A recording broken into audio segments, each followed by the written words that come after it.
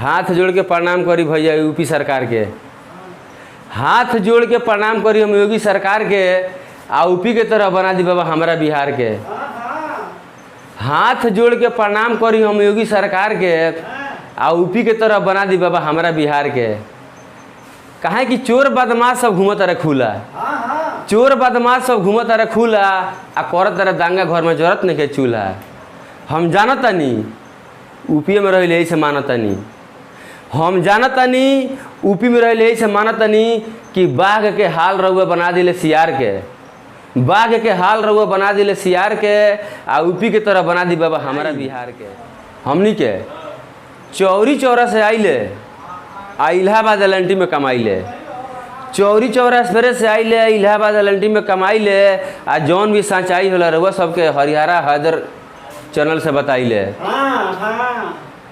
तो वो बना सहात अत्याचार के मार से बाबा रउआ से ये बेहाल बा बाबा अत्याचार के मार से, जियरा बेहाल बा बाबा अत्याचार के मार से, आ यूपी खानी बना दी हमारा बिहार के।